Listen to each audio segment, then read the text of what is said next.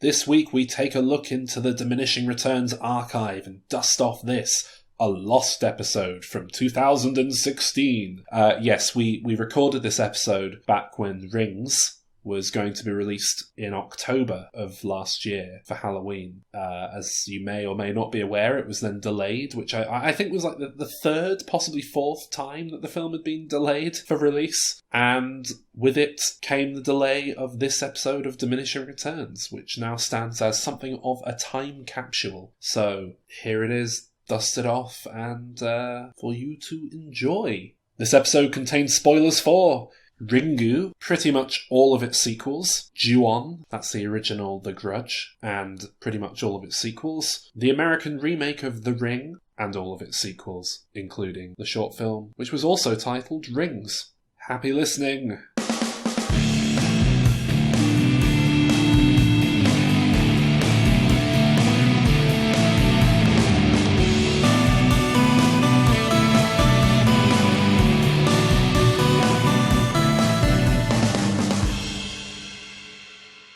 We're talking about The Ring, or Ringu.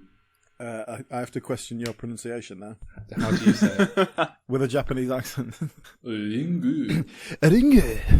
I took a Japanese module in high school, and we like to play little games on this podcast. So, do you guys know what the Japanese word for grapefruit is? Is it Ringu? No. No. Oh. No, go on. Grapefruit. The only other one I remember is spoon. Any idea what spoon is? Spoon.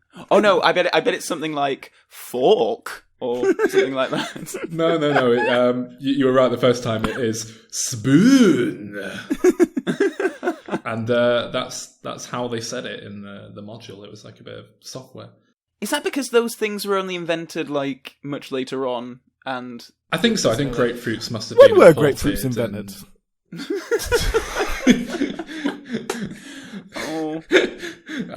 But yeah, I guess chopsticks were probably the done thing, and I don't know. Spoons must have existed. They've got spoons. It's just knives and forks, dude. But grapefruits, I imagine, were like imported at a later date, but this is relevant because it's highlighting the sort of cultural differences between the West and Japan, and that's a big part of my experience with the Ring franchise. I don't know about you guys. Sorry, Sol, I lost your analogy there. How? What? Which Ring film is the grapefruit and which one's the spoon? No, I just mean that the sort of fascinating disconnect between Japanese culture and Western culture is a big part of my viewing experience for the Ring films. A big part of watching them for me was just kind of being fascinated by things getting lost in translation, or the weird fascination with like hair that crops up again and again. I might be confusing that with the Grudge films, actually. I watched these concurrently with the Grudge films. Ah, okay. So they've kind of melded into one for me, but... See, this is my first foray into Japanese horror, really. I'd never seen any Ring film before. I'd never seen The Grudge or Darkwater or any of those other sort of American remake horror films. I was going to say, have you seen the American remakes of those films? Because they seem very much like... Really? That's... No. That's just... I'm surprised. They seem like something you would have... Well, yeah, because I'm quite a horror fan, but more of a slasher fan, I suppose. And I kind of missed this wave of... Because this particular wave of horror films, it probably started with The Ring. It sort of started in the early 2000s, and it was a real... Well, Sol, you probably know more about it than I do. Yeah, I mean, Ring, the first Japanese film, it's based on a book, actually. But the first film came out in 1998, and I think that is kind of the definitive start of the movement, certainly in terms of the films coming to the West and having an impact over here. Yeah, I mean, it was, like you say, very much this movement that had its moment. There was, Ring, Grudge, One Missed Call, Pulse. There's a lot of them, and you can kind of get increasingly more obscure, and almost all of them were remade in English by America, and almost universally those remakes were atrocious.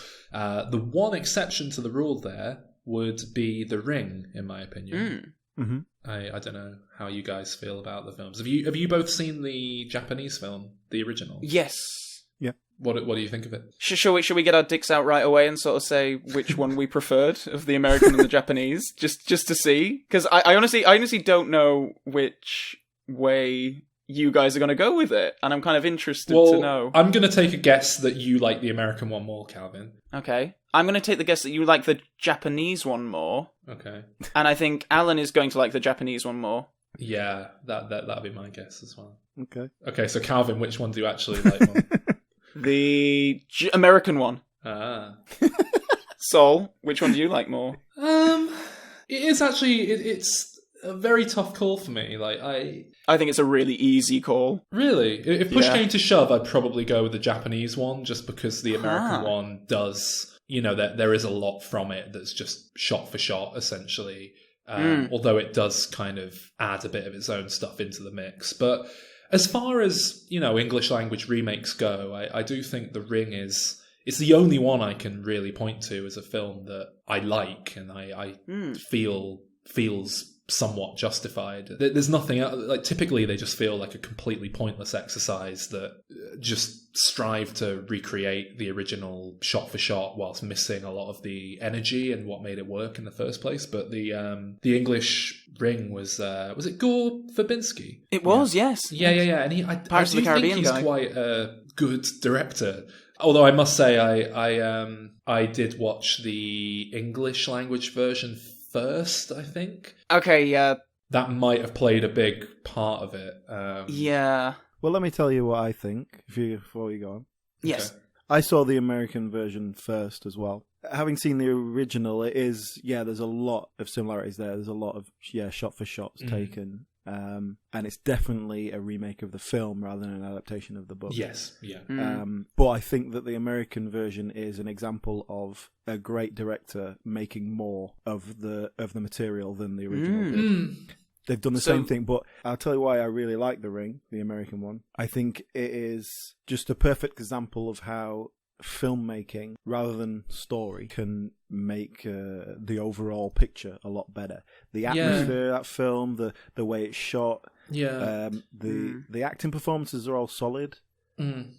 Just pitch perfect, really. And then watching the original, it's like the same thing, but just not quite as good. Yeah, I completely agree. I wouldn't be surprised if I, upon revisiting it, like the American one more as well. I mean, like I say, I watched the American one. That was my experience of The Ring. And then later on, I went back and watched the Japanese one. And I think, because I did feel they were pretty close to each other, and I just kind of came away thinking, well, that inspired so much of the other one. I'll give it the credit and rate it a bit higher, so to speak. But I don't know, it would be interesting to go back and watch the American one again. I probably should have before this. I found it quite an interesting exercise, actually, because I think certainly nowadays we don't really get remakes of films like this.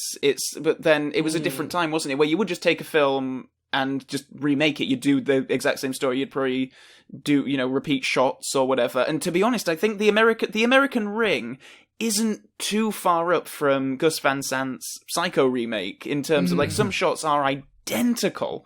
Yeah. Like, the framing and everything. And it's, which is why I find it hard to judge Gore Verbinski's directing, because so much of it is taking from it does still, pretty much any time there's a successful foreign horror film, there will be talk of an English language remake within 2 or 3 years of it making its way over here. It happens every time. I think it still happens. I can't think of a particularly recent example, but the Rec did. I mean, that's not that recent now. Rec did it. Let the Right One In did it. Oh, yes, of course. Let the Right One In was one of the better English adaptations when it became Let Me In. I still don't think it's a particularly good remake. I don't think it justifies itself. There's a sort of extended 10-20 minutes near the start of the film and in the middle where it kind of goes out of its way to differentiate itself from the original. I think it's probably stuff from the book that wasn't filmed or was cut, but the rest of the film is shot for shot and it just seems unnecessary. I mean, it goes beyond that. Before settling on his current film that he is doing, one of the projects that Sam Raimi was attached to and was being talked about was an English language remake of that film A Prophet that I think won the Oscar for foreign language film. It was certainly nominated. It lost, didn't it, to The Secret in Their Eyes, but that's just a drama. And in fact, The Secret in Their Eyes is another one, actually. That came out in 2009. I think it's Portuguese. What country is that film from? That's a fantastic film. And very recently, they released the English language remake to really bad reviews. It was called, like, In Their Eyes or something.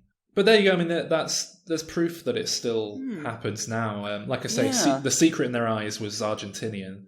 I'm kind of disappointed that none of us saw the Japanese version of The Ring first, really. Yeah. I mean, because normally I'm quite a purist with sort of seeing things chronologically, and normally I would have gone and watched the Japanese one first, but I'm so glad that I didn't. I'm so happy that I watched the American Ring first. Normally I would as well. I mean, I'm even worse than you are for this. I mean, this is the thing. I went... Are you familiar that they're doing this, or rather they have just released in Japan this Ring Grudge crossover film? Oh, no, I didn't know that. Oh, right. Well, we'll get to that in a minute. But because of that, I've got a real weakness for crossovers.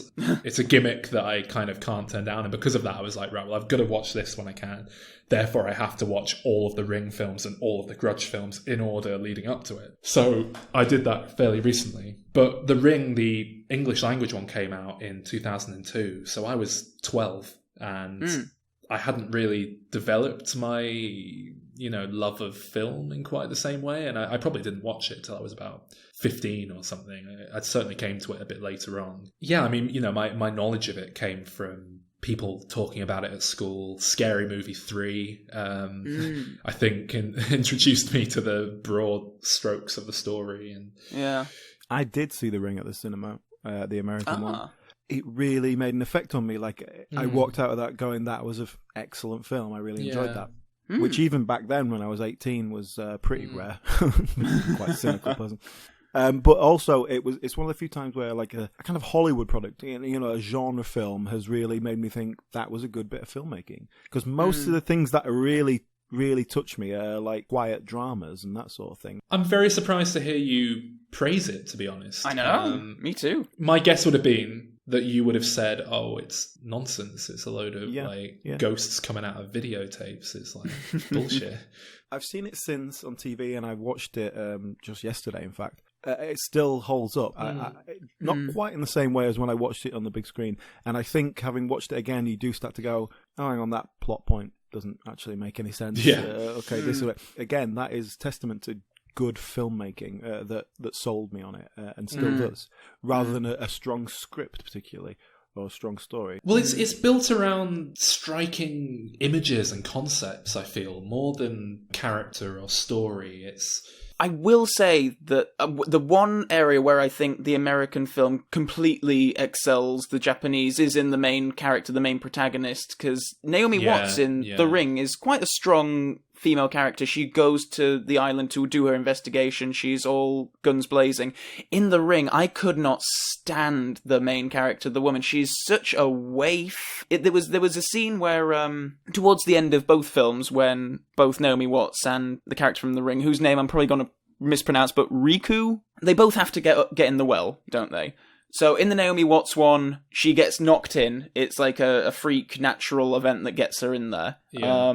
In the Japanese one, she has to go in because the man that she's with is tired and he just makes her go in. And she's like, oh no, I don't want to go in. And he's like, no, you're going in. No, it's not even that. She's too tired to pick up the buckets anymore. He's going to have to do the heavy lifting. So she has to go down and do the scary bit.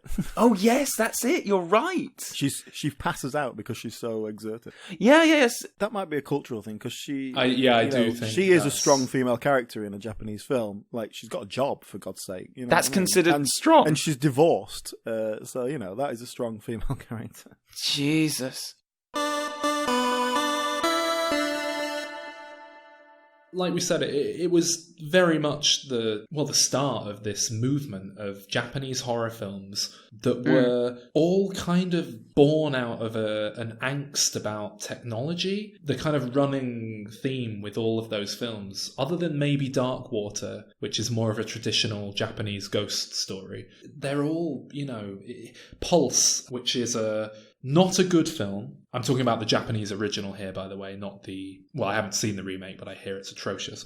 Pulse from 2001 is a really interesting bit of work, because it's basically about ghosts that live in the internet and kind of haunt people through the internet.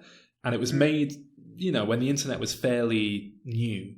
It's not good, it doesn't work, but there's a lot of ideas in there that play very well. It's all about the kind of disconnect that people feel thanks to technology sometimes, and how, interacting through the internet can lead to loneliness of a type, and it's very effective in ways, and it actually contains one of the scariest moments I think I've ever seen in a film, for me personally, which is...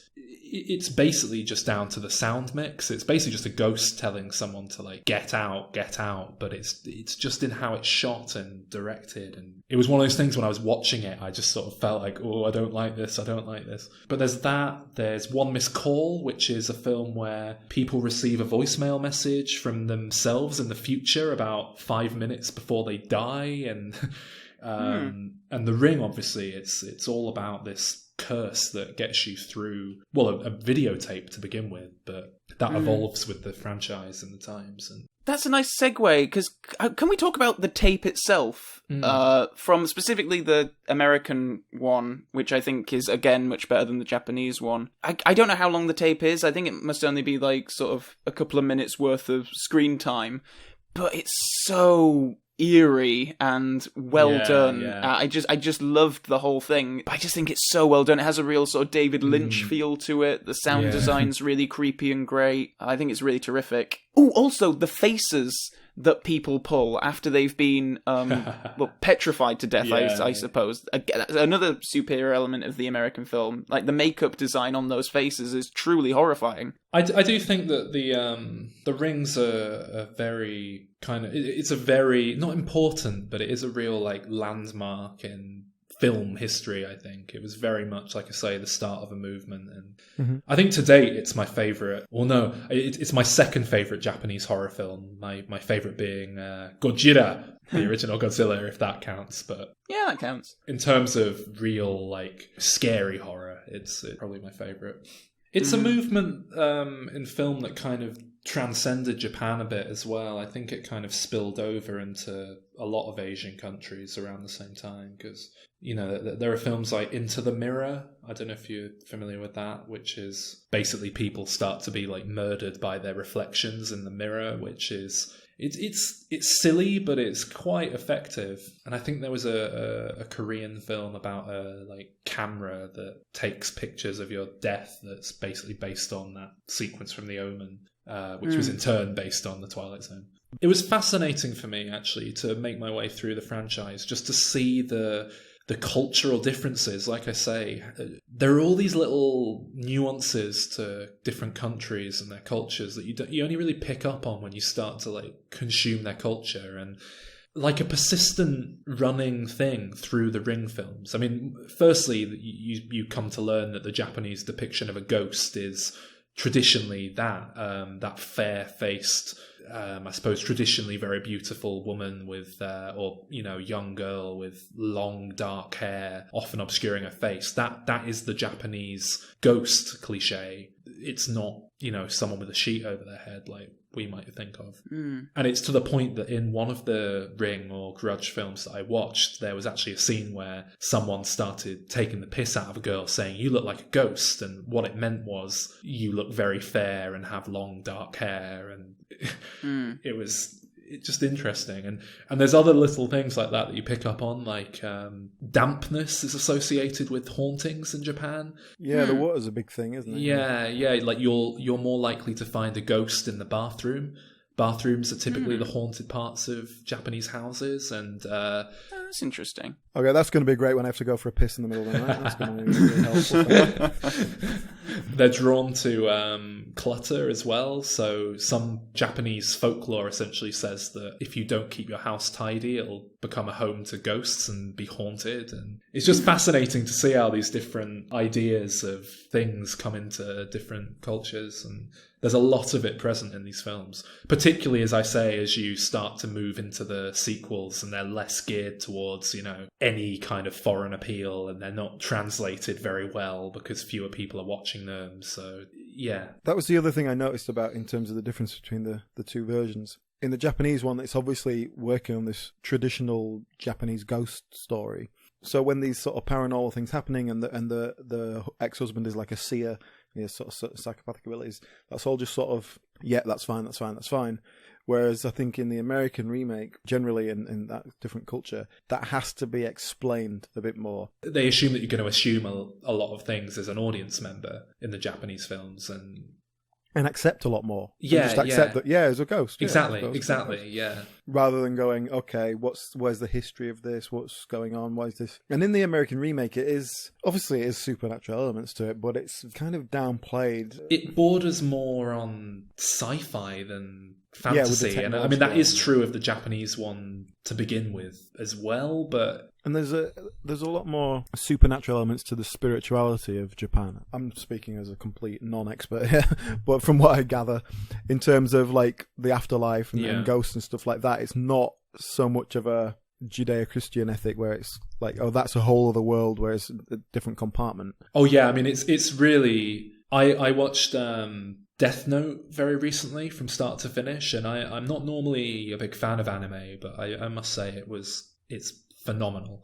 But a big concept of that is that there are these death gods, Shingami, and they call them Shingami over here because there isn't really an English translation for them other than death god. It was interesting because watching that show and being asked to accept these Shingami things, like initially I just thought this anime had come up with the idea, or the manga it was based on had come up with the idea of death gods, and as I was watching it, it was like, oh no, this is obviously a Japanese concept that there are these gods of death who sit around in another realm and write your name down in a book when it's time for you to die. And they've just kind of drawn upon that for this drama. But it's interesting to watch because, as somebody who's never been exposed to that, like I say, the show just kind of expects you to have all this knowledge. And again, you can feel the translators struggling at times with the subtitles because there's no easy way of conveying what's being said. And there's a lot of that in Japan. Like you say, it kind of, I think ghosts are still a much bigger part of their culture as well than they necessarily are here. There were a lot of stories actually, because I was just trying to find some writing about the dampness and the association between ghosts and water in Japan when I was watching these films, and I kept coming across news stories about Japanese taxi drivers driving through areas that have been heavily flooded in the recent tsunami, and just basically all these stories about how they picked up these young Japanese women with long black hair and they'd driven it's the classic ghost story where they drive part way towards a destination and then they turn around and there's no one in the back of the taxi, but the only difference being that the seat was all soggy and damp because that's a Japanese cultural element of what a ghost is. But it still seems to be very prevalent.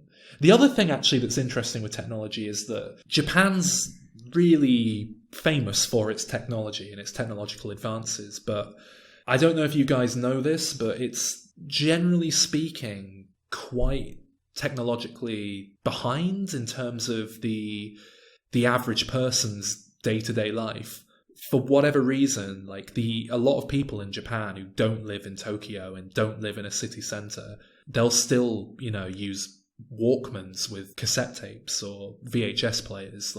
There's a lot of what would appear to us to be very archaic technology that just kind of isn't thrown away, and they do seem to have a very different relationship with their technology than we do in the West, and I don't quite know how that's necessarily fed into these films, but like I say, it definitely has fed into these films, their relationship with technology. Should we talk about the sequels now, or So, I mean, do you want to start with the American continuations, or should we start with the Japanese ones? I haven't seen the Japanese sequels because I didn't have time to get through everything. For the purposes of this podcast, I watched the sequel to The Ring, which I had never seen, and I don't think I even knew it existed until I started looking into this. Oh. Bear in mind, I really enjoyed The Ring. Yeah. Might come as some of a surprise. I did watch it. It was... Yes. Let's talk about Diminishing Returns. Yeah, that is a real mess. And I know it's directed by the guy who made the original Ring. I was stunned when I found that out. Oh, right. Yeah. Oh, yeah. It's been a long time since I watched it, but am I right in thinking that it's an original story, so to speak? It's not based on the Japanese sequel, is it? No, it isn't. Yeah, that's correct. It's its own thing. Yeah. It's also not really connected to the first Ring film in any thematic way. Yeah, I remember it being absolutely awful. It completely abandons any sort of pretense of narrative or any kind of rules. Yeah. Or the videotape isn't really relevant in any way. It makes a lot of sense that you say it's directed by the guy who did the original, because the sequels, the Japanese sequels, are like increasingly just incomprehensible, bizarre, off-the-wall things start to happen, and you're just kind of meant to accept it. And the same was true of the Grudge films. As you kind of progress through them, these really weird things would happen, and you'd just be like, the characters would be like, oh yeah, of course that thing happened that doesn't make any sense. That's what ghosts do. It's like you were saying before, and it makes a lot of sense that the second one was directed by a Japanese person, essentially, because I think a lot of that just utterly all over the place, lack of logic and structure, would make sense in a Japanese context more than it would as a sequel to the American film. Like, they completely dispense with the whole, you've got 7 days until she comes and gets you. Now she just seems to sort of flit around, and she doesn't really come out of the TV. She's just wherever, and I hated do whatever she wants. I hated the bit where Naomi Watts was like burning a tape cassette, and she's like, "Not here, Samara," and then the tape cassette like screams, and it's hilarious. I'm interested. Did either of you see the short film? I was about Ring? to ask that. Yeah, was that on the DVD for? Yes, I have seen it. Of Ring 2. I haven't seen it, but I read the synopsis of it. It sounded like a really nice concept. Yeah, it's of these people kind of doing it, thrill seekers. Yeah, it's a shame it's only a short, because to me that seems like what they should have done for the Ring 3, and I don't know why they made it as a short. I don't know why. It was an era when this kind of thing, I think at the start of DVDs becoming popular, like 2003, 4. They did this a few times. I know they did it on the Fast and the Furious films, where on Fast and Furious 2 they had like a sort of a bridge short film sort of explaining something, and that was like a major selling point, like, oh, you know, you get a little bit extra if you get the DVD. It's kind of faded away now, though. No, actually, Marvel still do those one-shot things, don't they? Yeah, they do, yeah. I remember watching it. It's good. I remember liking it quite a lot. I think it's actually scarier than the feature film. I mean, it's a hell of a lot better thing. than the Ring 2. Oh, yes. It's very short, and it's very light on narrative, but it's just as a collection of images, and just it has its own weird vibe. I really liked it. Yeah, I did. But yes, I think that would have been a much more interesting concept for a feature, whereas instead the Ring 2 just seems to just sort of waffle on similar plot points that the first one had. It's just Naomi Watts investigating something again. Her son's doing more creepy stuff. She has to get down the well again. It just moves so far away from... Because I love the concept of the first film. It's like one of those like urban legend. It's like an updated campfire tale about like the man with the hook who's going to come and get you. It's like... It's a modern update of the whole sort of Bloody Mary mirror thing, isn't it? It's about summoning that's exactly it, yeah. And then it just moves away from that, and there's no rules to it, and Samara's just doing whatever. And I mean, I wasn't particularly in it at all, but then the real cut-off point for me was when she goes into the bathroom and all the water's like floating around, and I was just like, where did that come from? Well, because water's spooky, and so is black hair in Japan. Sorry, I don't just mean like black hair on a ghost. I mean like in these films, or it might be the Grudge films that I'm confusing it with, but there are like sequences where like people are attacked by like balls of black hair. It might be the Grudge, but in one of them, someone orders like spaghetti in squid's ink, and it comes out to them and they're eating it, and then they look down and there's like an eye opens up in it and they go, oh! And then they're like eating hair, and it's just bizarre. Anyway, sorry. That must be a cultural thing. It's very prevalent in the trailer for the upcoming Rings, though. But we'll get to that later. What about them deer? What about those CGI Oh my god, deer? them deer! Jesus Christ! Isn't that just That the never worst? goes anywhere either. You do not do that scene unless you can have like real deer, or you like have a way of, because CGI was not that great in 2005. Even now you could tell if a deer was CGI or not. It was just terrible. But the weird thing is they get attacked by deer and like the car's smashed up, and Yes. the only mention of it afterwards is the guy goes, "Well, you're right, the car's a bit smashed up, isn't it?" And she goes, "Yeah, we had an accident, don't worry about it." And like that's the only reference to it in the rest of the film. It's like what? Deer are never scary. Like I just don't understand how. Like it's just. Can you think of a single scary deer? Well, there's one used to great comedic effect in Evil Dead 2, but Ah, yes, of course. yeah, it's not scary. But yeah, the Japanese films sort of did their own thing. In terms of the Japanese sequels, are you the only one of us who've seen them, Sol? I think I'm the only one who's seen all of them. I saw Ring 2 and Ring 0. Basically, if it had Ring in the title, I watched it. I didn't watch any You watched of the prequel as well, yeah. Yes. They did a very weird thing. Japan seems to do this a lot, where they'll kind of release things in pairs. The obvious one, Pokemon Red and Pokemon Blue. Red and Blue, and of course all the subsequent Pokemon games, Gold, Silver, Ruby, Sapphire, etc. Yeah.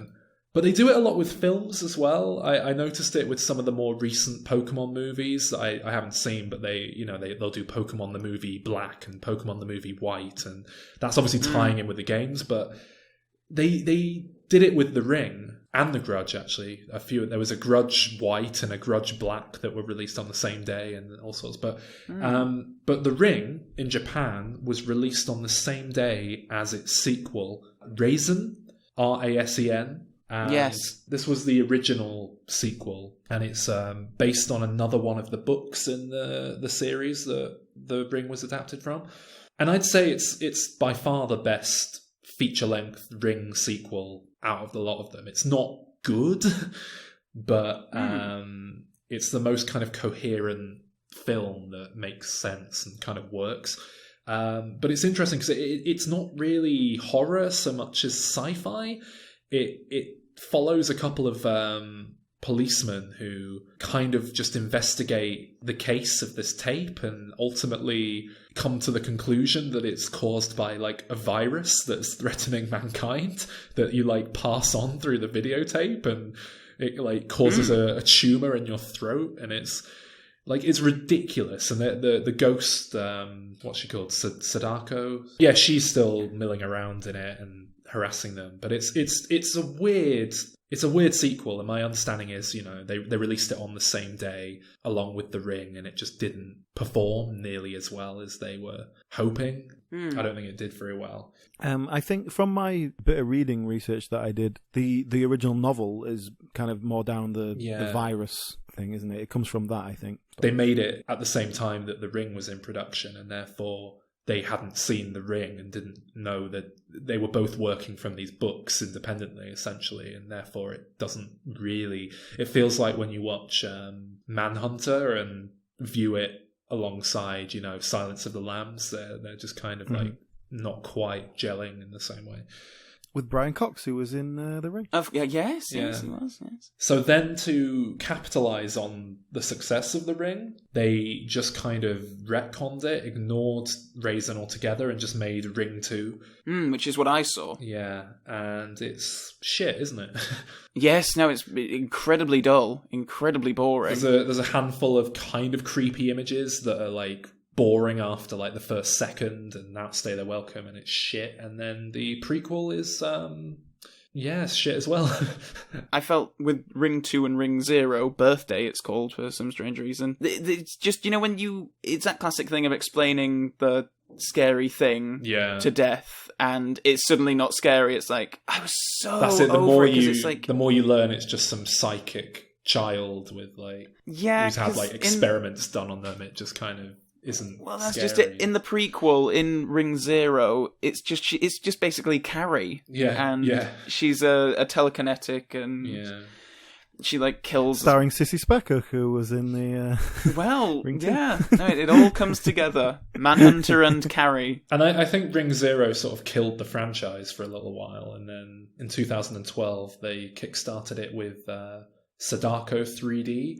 Yes, have you seen this, Saul? Because I didn't see this, and I'm curious to know more about it. Yeah, it's really weird. My understanding is, as far as I was concerned, it works as a sequel to all of them, but my understanding is it's a sequel to Raisin that follows that branch of continuity and kind of ignores the Ring films, and it's just unnecessarily complex branching out of which sequels follow which sequels. I can't quite remember which one was Sadako and which one was Sadako 2, which they turned around really quickly the following year.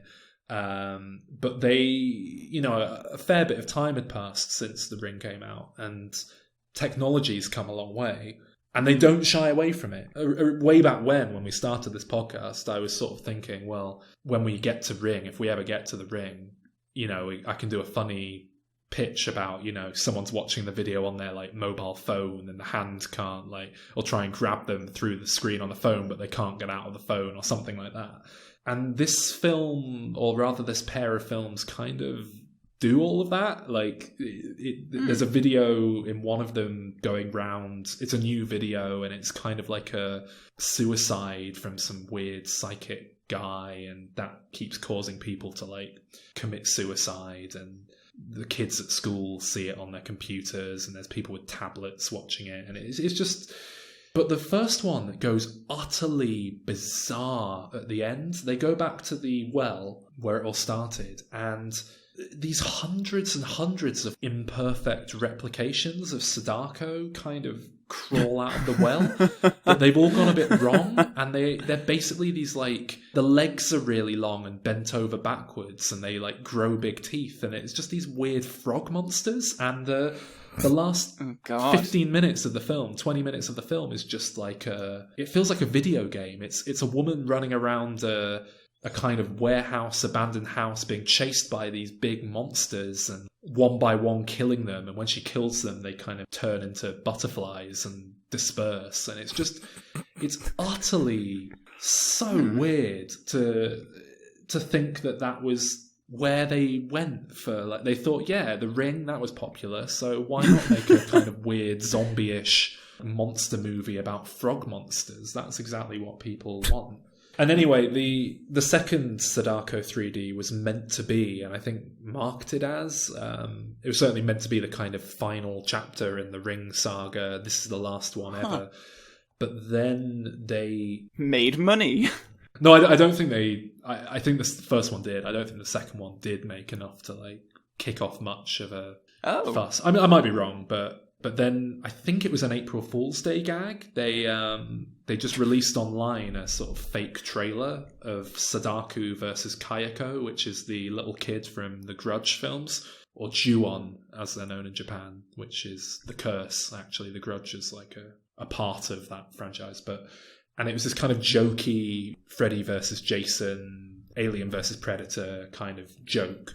But apparently it received such a strong support and such a load of attention. They were like, all right, go on then, we'll make it. And so this year, a few months ago, Sadako v Kayako came out. And how do creepy ghost girls versus each other? How does that Alien versus Predator makes sense? Freddy versus Jason. What do they just stand and look grim at each other? I haven't seen it. I can't wait to see it. It looks the trailer it looks like good fun. It looks like just lots of the two ghosts fighting each other.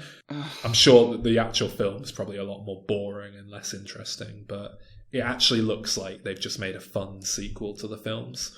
I'm looking forward to finally watching it when they get around to... I guess I just never thought of, like, going back to the very original films, even the American and the Japanese ones. I never thought of them as fun in that kind of I didn't. campy way. They're not. But it's one of those things where, you know, once you've made, like, 4 atrocious sequels, I don't really care. Do what you want with it, and why not have a bit of fun? I'm just, whilst we're on the topic of The Grudge, I don't think we ever really were, but just very quickly, I do really highly recommend the first film in the Grudge series called Ju-on, which was a straight-to-video Japanese affair. It's very low budget, but it's also very, very effective horror. I was surprised at how well it worked. It's not the one that they remade for America. They remade like the third Ju-on film, which was called The Grudge for America. And yeah, the sequels are dreadful. So yeah, I recommend it. I've seen the first one, I'm sure I have. It's quite obscure, and I don't know, you probably haven't. It feels like it was shot on a handycam. It's you've probably seen the original The Grudge, which, like I say, was like the third Ju-on film, but I think it was the first theatrically released one, because it was like a horror anthology made for TV, and then one of those segments spawned a straight-to-video movie, and then I think that spawned a sequel that maybe got a limited run, but was essentially a straight-to-video affair, and then they made like a proper theatrical film, which was The Grudge, and that was the one they remade for America. Yeah, I think that's the one I've seen. But yeah, the first one is genuinely kind of the definitive like haunted house film, but the Japanese one. The definitive Japanese haunted house film. It's very scary. Well, not scary, but it's got its moments. So we quickly mentioned the new film that's coming out, Rings. Oh yeah. Sort of the spur for this podcast. I don't know much about it other than that I've seen the trailer. What is the trailer like? I was really looking forward to this film because I thought, yeah, you know, it's ripe for a reboot. There's a lot of material to work with. And yeah, they could just do the short film of the same name and adapt it. There's a lot of stuff. And like we said before, the times have changed. Technology's adapted. The technology element of it is interesting to me because, like, if you watch the first film, it's got TV for a start. I haven't got a TV. It's got a telephone. I haven't got a telephone, not like a landline. And videotapes. I haven't seen a VCR for years. So it's like, it was interesting to watch that. It doesn't feel outdated particularly, but seeing those massive cathode ray TVs doing the static, it's like, I haven't seen that for a long time. But yeah, but that could so easily be transferred to different elements of technology. It just kind of looks like real lowest common denominator, shit horror. Really? It looks like all the other American remakes of Japanese horror films that came out. It just looks shit. Well, the little bit I read about it was saying that Paramount, they're looking at it to replace their Paranormal Activity franchise, as in pump one out every Halloween. Of course. I think it has potential to do something like that, but it's just a shame that they've really gone for just broad mainstream. Like I say, the trailer feels like the American remake of The Grudge, the American remake of Pulse, the American remake of One Missed Call. It doesn't feel like it feels like they're going after the Jeepers Creepers demographic rather than like actual horror. And I think it's a shame. But they do appear to be playing on modern technology a bit in the trailer. I think some people watch it on the internet today at some point, and at the end of the trailer, like, someone hacks into an airplane TV system, and the videos like screen to everyone on an airplane as it starts to like crash. And I don't know, it seems like a big bombastic waste of what's quite an intimate horror story, really. It doesn't feel like The Ring should be, I don't know, this big thing that infects a nation at once. I hope that it proves me wrong and it's a good use of the license, essentially, you know, good continuation of it. But and I don't know, I am interested that they appear to be making it a straight sequel to the first two Ring films rather than an outright... Well, yeah, the young kid's meant to be having a role in it, isn't he? Oh, is he? Oh, okay. I think that's what his IMDb page says anyway. So, but no, Naomi Watts. Is that Johnny Galecki? No. He's one of the Big Bang Theory guys. No, but he's in it. Yeah. No, the actor's coming back. The actual actor is it? Oh, I mean, he's like 23 now. Of course, Is he one of those kids who's got like a weird disease that makes him look like he's 11 all the time? Because he seems to be that kind of person. Because he doesn't age at all between the two films. Well, they were made. They're only 3 films apart, 3 years apart. There's no mention on IMDb about him being in Rings. Oh, his last thing was in 2010. Wikipedia. Sorry, Wikipedia, which may or may not be true. We'll see.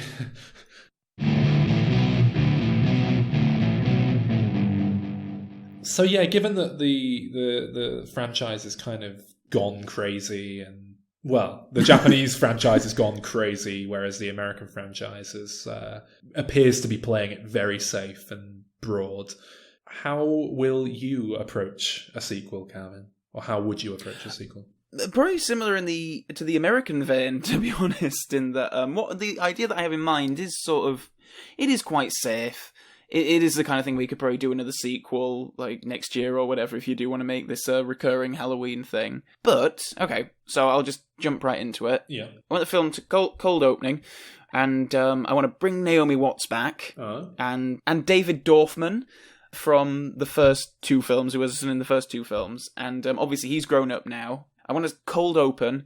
We see Naomi Watts and her son running, and they're in some kind of big warehouse or something, and they're carrying some tapes and DVDs, and Samara is sort of chasing them and like appearing, and we have some scares and whatnot before they take the remaining video cassettes and DVDs and they're thrown on a fire outside. And in this bit, Samara gets Naomi Watts, and because we can't afford to pay her for the full length of the film, kills her in this opening scene. I think her stock's fallen quite a bit since The Ring came out. She hasn't had a lead in a while, has she? You're right, she was attached to that Birds remake for a while, so maybe this wouldn't be beneath her after all. Well, I didn't see her anything for a while, and then she started to pop up again, but it was like she was a fairly small role in Birdman, and she had a guest appearance on BoJack Horseman.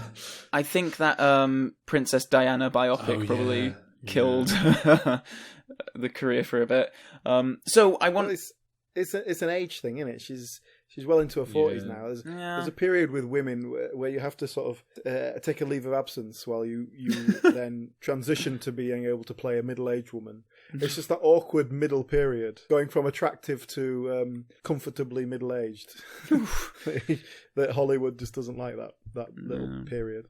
Because we kill them off in the pre-title sequences, like here. So Samara gets Naomi, but not before Naomi can throw her smartphone at Aiden, screaming, "There's one more!" Naomi Watts is killed. Aiden has to go off, and we have the title sequence. And then the film proper begins, and I want the film to be set at a film school. And we have a ragtag bunch of good-looking stars, but I think we just want to focus on one guy, and I want to get sort of a sort of contemporary group and go almost Scream with it, almost sort of self-referential. Oh shit, is that... I was going to say that going meta's a really good idea, but they either do that in one of the Japanese ones or one of the Grudge films, where it's like set on... I think it might be one of the Grudge films, actually, and it's like... I feel like we have enough material for a separate Grudge podcast just based on the amount of times you've brought it up during this. Well, it's because, like I say, it's all blended into... It's blurred into one. I can't recall which one's which. One of the Japanese Ring or Grudge films sequels is like about the cast of the film based on the stories of like the first film being harassed. It's Grudge, actually, because it's about a haunted house. Sorry. So, after the events of the first 2 American movies, it's of course urban legend about the tape. But this is also the age where we don't really have... It's sort of like what we talked about earlier. Like, we don't really have campfire stories anymore. It's all about... Well, it's all creepypasta now. Well, yeah, it's like, the girl was on webcam to her boyfriend and she didn't see that the man was approaching from behind and all that kind of thing. So there's a healthy dose of skepticism amongst the population about the story, as there'll be imitations of the tape made by pranksters and people craving hits on videos and the like, much like, those horrible chain mails that say, "Don't read this," and then you read it and then it's some spooky story, and then you must pass this on to 5 people or the creepy girl will come and get you. So people have seen, like, it's sort of like a joke, really, in a way. So the group of kids have a crackpot old film lecturer who's really dithery and eccentric, and he dies, unexpectedly but of natural causes. And because the arts are having trouble finding funding in this decade, some of the students are enlisted as volunteers to clear out the teacher's office, which is full of all kinds of film reels, DVDs, VHSs, and a single Betamax. Some of these things are actually some of the professors' never seen short films, and the kids are quite interested because they quite like this teacher, and they're like, "Oh, we're getting to see his short films and stuff." So they decide to digitize them to preserve them forever. And of course, the one on the Betamax is the Ring video. And so our main guy, let's call him Ryan, just after Ryan Merriman from the Rings short film. Anyway, he's the one who's digitizing all the films. And he's watching them all through at home as he's doing this, and the Ring one stands out to him as being particularly odd because the old professor hated David Lynch movies, so why would he make this pastiche of one himself? So Ryan uploads it to his class's shared Dropbox folder, just as Aidan Keller, namely Watts' son, bursts into the place. But it's too late. Now that the video is on the Dropbox, it's been shared already to a bunch of Ryan's class, and now they all watch it. And now Samara has access because we're doing away with the whole 7-day waiting rule just to get to Okay. The spooky action quicker. Well, yeah. It's modern update, and people aren't willing to wait for things anymore. They want it now. That's the internet. That's what the internet's done to us. And why wouldn't it affect a ghost in the same way? Amazon can deliver Exactly. a pencil case within an hour nowadays. A ghost should be able to kill you by dispatching a drone. So Samara, much like Amazon Prime, doesn't wait around anymore. So this is where, we have lots of creepy ghost girl coming out of screens all over the place. So smartphones and iPods, and it's basically everyone has a screen somewhere all the time. And she has access through them if they've got the video file on their computer. So we have a lot of good, scary, slashery fun here. As the film goes on, the kids would come to understand that it's either die by Samara or be constantly haunted by her for the rest of their lives if they pass the curse on. This is sort of Aiden's tale of caution, that because him and his mother passed on the curse, it doesn't mean that they're free of Samara entirely, because she is just constantly haunting them. Yeah, but surely you get used to it after a while. Surely it'd just be like, oh, for fuck's sake, I'm trying to sleep. They come to the conclusion that they must just have to destroy the very last source of Samara, and as they are film students, they realise that there is grain and print damage on the original video, which mean it must have originally been shot on film and then transferred to video. So therefore, if they can find and destroy the film reel, they may destroy Samara completely. Now here we have to have some contrived reason as to why the professor would have gotten a hold of the original film reel in the first place. Perhaps he was best mates with Brian Cox from the first film, or Isn't the concept supposed to be that Samara herself has laid down these images onto tape rather than they were filmed? She psychically imprints them onto a tape. Well, my picture's falling apart now, isn't it? Well, yeah, but she could have easily imprinted them onto a film reel that was where it all came from. So, in my version of the story, there is a film reel, because there's film grain and print damage, so... Yeah, so the professor preserved the film, because he was a purist and would hate to see any film lost forever. So the remaining members of the group, led by Aidan and Ryan, head into the school vaults, which are vast, and Samara is chasing them and whatever, and eventually they find the reel and set it alight. And because celluloid is highly flammable, we can have a big explosion to finish the film with, and Ryan and Aidan embrace as Samara fades away in front of them, and the pair sit down to await the authorities. Everyone's seen the explosion, there are sirens in the distance, people coming, and then Ryan checks his phone to see that someone has actually already uploaded the video to YouTube, and it is being shared on all social media forms. So now uploaded to the internet, Samara is destined to live forever as she materialises from pixels in front of Ryan and Aidan as we cut to credits and set up the sequel where Aidan has to go and destroy every internet server in the world to... yes, he has to destroy the internet in order to get rid of her. I think that's basically one of the 3D Sadako things. I think they do. Oh, you're kidding. I think they do. Really? I think there is a point where they get into we have to bring down the internet. It might just be the local school internet or something, but... Yeah, it's just kind of interesting sort of thinking about how you update it, because obviously no one has a VHS player anymore. And God, I mean, do kids even play DVDs anymore? It's like physical media is kind of... it's not dying, it'll always be there, I think, but it's on the decline, certainly. I've recently made the decision to get rid of all my DVDs. Wait, you who still have... When you say get rid of them, do you mean get rid of them, or do you mean just leave them with your mum at her house? No, they've been left with my mum for several years. I was going to say, your mum's got like a huge stack of VHS tapes you refuse to like get rid of, so... Yeah, I've still got some VHS tapes.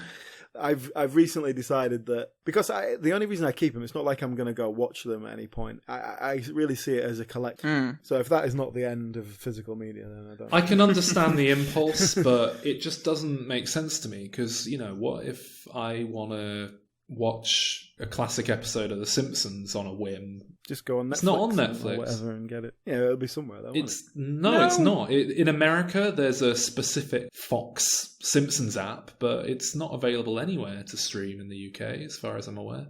Well, that might be reason enough for you to keep it, but I don't have the inclination to watch. You must have like some go-to favourites that you want access to at any given time. Even if something's on Netflix, the license will always be kind of up for review every few years. And I don't know, because I toyed with this whole thing of, you know, am I going to get rid of my collection? It would make life a lot easier, the amount of times I move house and stuff. But I'm always going to want access to a lot of films to go back to and TV shows and things, and you just can't rely. I mean, hell, the internet might go down. I mean, that happens, you know, and I don't want to be at the mercy of my internet connection and the PlayStation network and the... I've never needed to watch a film that badly though. But well, I'm not saying there's no value in keeping like a select few. Oh yeah, I don't need all of them to hand. Yeah, you don't need to keep Sherlock Dog or whatever that thing was that you had. In... Sherlock Bones. Sherlock Bones. Didn't we leave that in the flat when we moved out? Alan and I used to live together, and when we moved out of that flat, we left a lot of... I know, I visited you. Were you there when we left all our surprise films behind in hiding places? We left such classics as My Five Wives, starring Rodney Dangerfield. You know, I actually wish I had that, because I would watch that again, definitely. Adam Sandler Going Overboard, was that what it was called? There were some right old classics in there that for the next tenants to discover.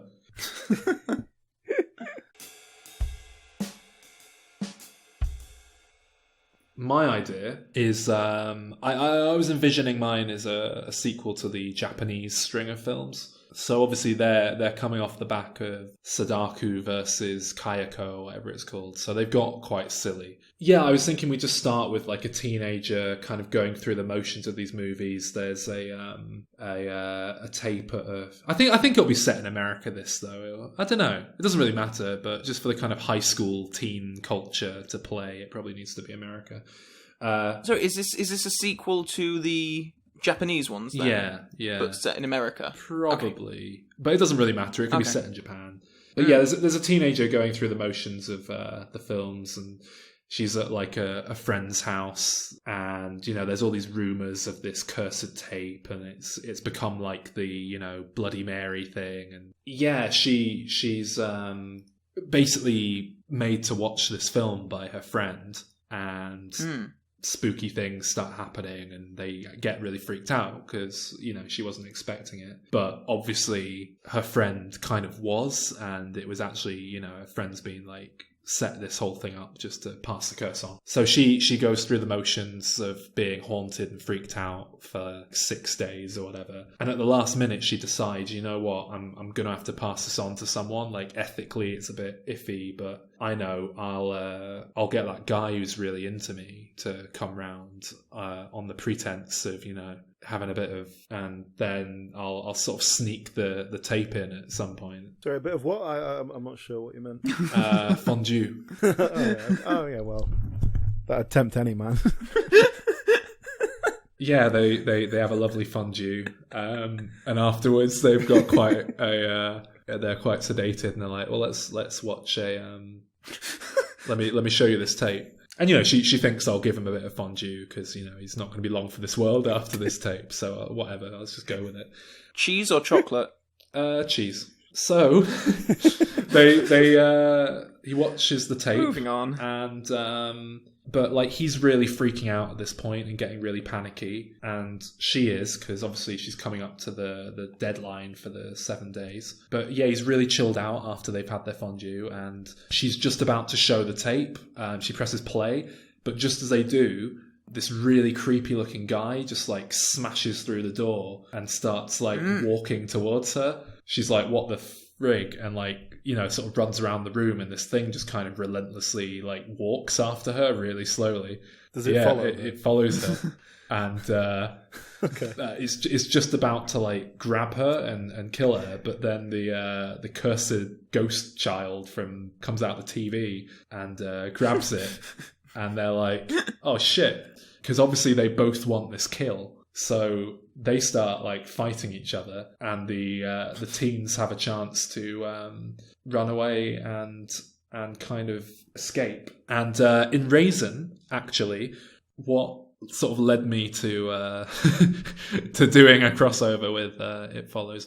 In Raisin, it comes out at one point that someone actually sexually transmits the curse of the whole ring curse to someone at one point in that film. Yeah, and obviously they're quite similar. They're these sort of relentless, you know, curses that you pass on to someone else, and you know, there's a whole ethical issue of do you want to die or kill someone else to survive. So, like I say, in the continuity set by Raisin, you can pass it on sexually as well. So it makes sense that these two curses would be a bit annoyed that they're stepping on each other's turf. And so, yeah, the rest of the film's kind of like a Japanese horror Mad Max, with the two teens kind of escaping, running away together. They both realise that they like just tried to kill each other. I should add that, like, in case it wasn't clear, the guy that came over was being pursued by it and passing it on to her, and it was the same thing. I guess at the end they end up like holing up in a spooky house in the middle of nowhere and barricading themselves in, and the Grudge child's in there, and he just gets involved again because why not? Because he was in the last one, so why not? Yeah, quite. So yeah, there you go. That's it's The Ring versus It Follows, and maybe Sadaku has some like weird frog monster like minions from that shitty sequel that I mentioned before or something. I guess, yeah, the ending would just be some ambiguous nonsense, like they form a weird dysfunctional relationship where they can never trust each other, and they're running away from the curse for, I don't bloody know. It worked for the other films. Alan, what's your idea? Okay, so my main character, we'll call her Rachel. Now, she's a 55-year-old journalist, and her career has floundered a little bit because she hasn't kept up. She's used to the old ways of doing things. She doesn't get this newfangled internet thing, and she gets kind of teased by her colleagues and generally belittled. She works at like a little local paper. She manages to keep a job because, she's been there for a long time, and they sort of work around her. And she learned how to use an email in about late 2007. That was sort of the last thing she learned how to do, so that's sort of the level she's at. There's a flurry of like unexplained teenage deaths in the area. She decides to investigate. Comes across a rumor of a fabled viral video. The legend is that anyone who watches this particular video of Grumpy Cat but doesn't find it endearingly adorable and share it within a week, they'll find themselves haunted by the cat. So you have to share it on Facebook to pass the curse. If you don't, then the cat crawls out of the screen and stares at you soullessly until you have a heart attack. So her keen journalistic instincts, obviously kick in. She realises this is a great story, but she has to go and ask her 8-year-old grandson what YouTube is. So he shows her, and so she watches the video, and obviously how she's cursed. She does try to start a Facebook account so she can share it, but she gets a bit confused and just has to abandon the whole thing. So instead, she has to she decides to go to the source, try and figure out where this came from. So she's trying to look for details in the footage, like what could this be? There's a counter in the background, like, oh, maybe we can identify that. It's from IKEA, so that narrows it down to, most of the Western world. So she's trying to figure this all out. And then she wastes about 3 days doing that until one of her colleagues says, oh, you should try Wikipedia. There's a whole article on Grumpy Cat. It tells you where it's from and everything. So she does that. She tries to get in touch with the owners of the cat, but she can't get past the cat's business manager, who thinks she's just like a really mental, over-the-top fan. So he just suggests, look, the cat's making a personal appearance in your area on this tomorrow. Go and see him there. So she goes to the event, but strange things start to happen. She starts seeing Grumpy Cat everywhere, and there's people dressed in animal costumes that seem to be following her everywhere she goes. But what she doesn't realise that this is actually a furry convention at which Grumpy Cat is the guest of honour. So, with time running out, she gets a bit panicky, right? She decides she has to kill the cat. It's the only way to stop the curse. And the cat is on stage, like making a speech, or whatever the cat does, looking miserable. And she runs up to it and like rushes the stage with a baseball bat or something and like basically smashes its head in. Obviously, this is met with complete uproar, and Rachel soon becomes hated by the world. The whole world united in their love of cats. And she tries to explain the story of the curse to the authorities. But when she shows them the actual cursed video, it turns out to just be a David Lynch short film with Grumpy Cat's face sort of badly superimposed over all the characters. And then at the end of the film, there's a message that says, "Share this or in 7 days you'll die, lol." And everyone agrees that Rachel is an idiot. That's it. I like how you drew on your own experiences of struggling with modern technology and also furry conventions. However, I do think I want for casting, I want Rachel to be played by Angela Lansbury. Sorry, you said that Rachel, the 55-year-old woman. Yeah, Angela Lansbury can play 55. Don't worry about it. Wasn't one of her children like in with the Manson family? Don't know. Oh yeah, I was right. I didn't make it up. Yeah, Anthony and Deirdre, her two children. Oh no, sorry, it was only Deirdre that developed an acquaintance with the Manson family, while Anthony became addicted to cocaine and heroin. Oh, but he gave it up and directed 68 episodes of Murder, She Wrote. I wonder how he got that gig. Anyway, none of that's getting used, I'm sorry. Bye. Bye. Bye.